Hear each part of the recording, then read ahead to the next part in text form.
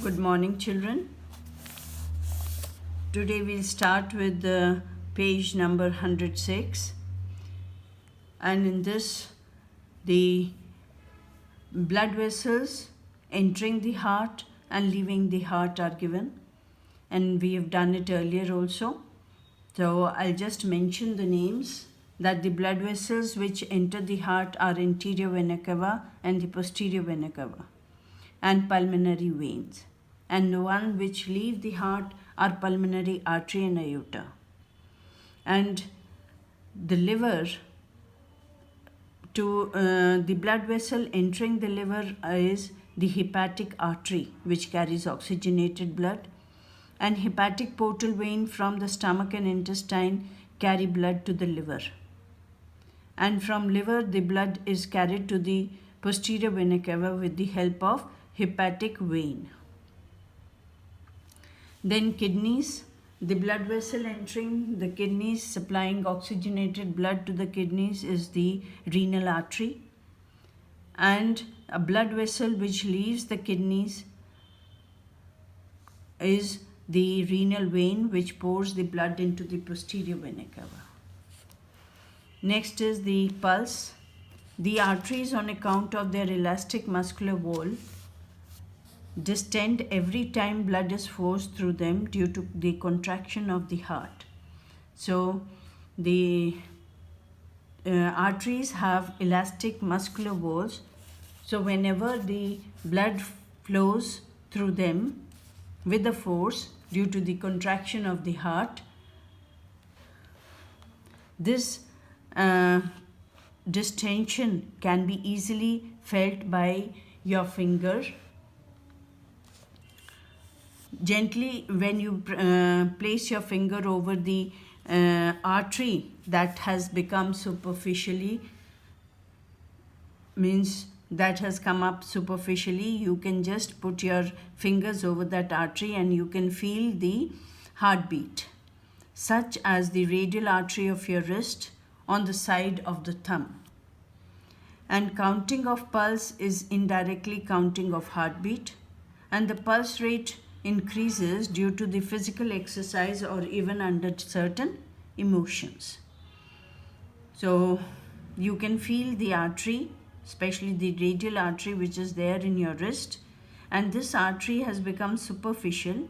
Rest all arteries are deep seated, so you can easily feel these coming up of the artery or the distension of the arteries with the help of your fingers.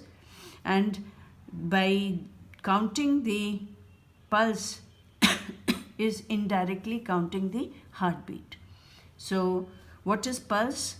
It is the alternate expansion and elastic recoil of the wall of the artery during the ventricular systole. So when the ventricles contract, there is expansion of the walls of the arteries, and you can count these. Next we come over to blood pressure, and the blood pressure is the pressure with which the blood flows, or the pressure which the blood flowing in the arteries exert on the walls of the arteries. And there are two limits of this pressure. The upper limit is called systolic pressure, and the lower limit is called the diastolic pressure. And this systolic pressure is caused due to the contraction of the ventricles, and the diastolic pressure is the one which is recorded when the wave is over.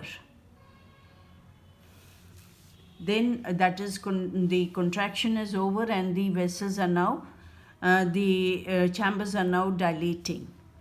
And the normal blood pressure for adult is 100 to 140 mm, that is systolic pressure, and 60 to 80 mm, that is diastolic pressure.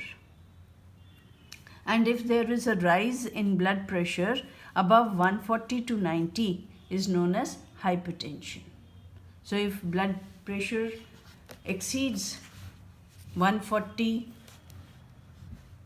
and 90, then it is called hypertension or high blood pressure, and blood pressure can be measured with the help of an instrument called sphygmomanometer.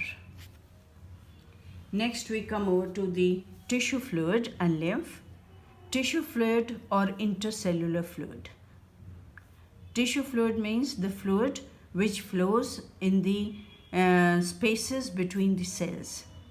And as the blood flows in the capillaries of the tissues, the plasma and the leukocytes leak out through their walls.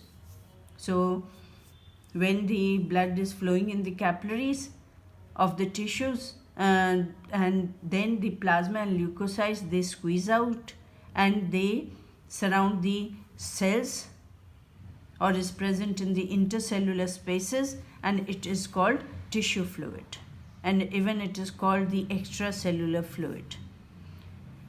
And it is from this fluid that the cells absorb oxygen and other required substances, and in turn give out carbon dioxide and waste back into it.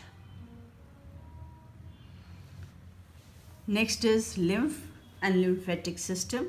Some of the tissue fluid may be reabsorbed into the blood vessels, but most of it enters another set of minute channels named as lymph vessels, where it is called lymph. So some of the tissue fluid is reabsorbed into the blood vessels, and most of it enters another set of minute channels or vessels which are called lymph vessels, and that fluid is called lymph. And the main lymph vessels are shown here in this figure 8.16. The lymph flows in these vessels due to the contraction of surrounding muscles. See, blood is pumped by the heart and it flows in the blood vessels. But there is no such organ which pumps the lymph into the lymph vessels. So the lymph flows in the lymph vessels by the contraction of the surrounding muscles.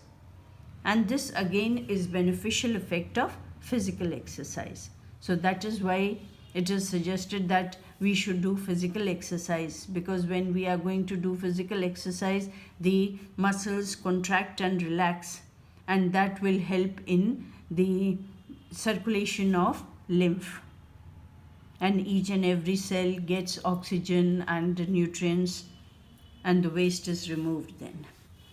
And the lymph vessels on the way drain lymph into lymph nodes. So when lymph is flowing in the lymph vessels, and the lymph is drained into lymph nodes, from where fresh lymph channels arise, and from there fresh lymph channels arise and ultimately pour the lymph into the anterior vein close to their entry into the right auricle, and is again in circulation.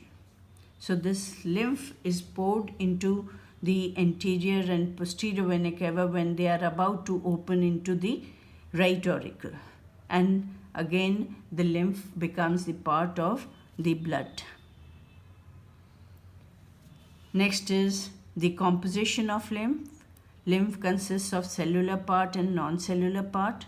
Only leukocytes, that is lymphocytes, and no RBCs and platelets are there, only leukocytes. That is the cellular part of lymph. And non-cellular part is water, 94%, and solids, proteins, fats, carbohydrates, enzyme and antibodies, etc. Those are 6%. So this much for today.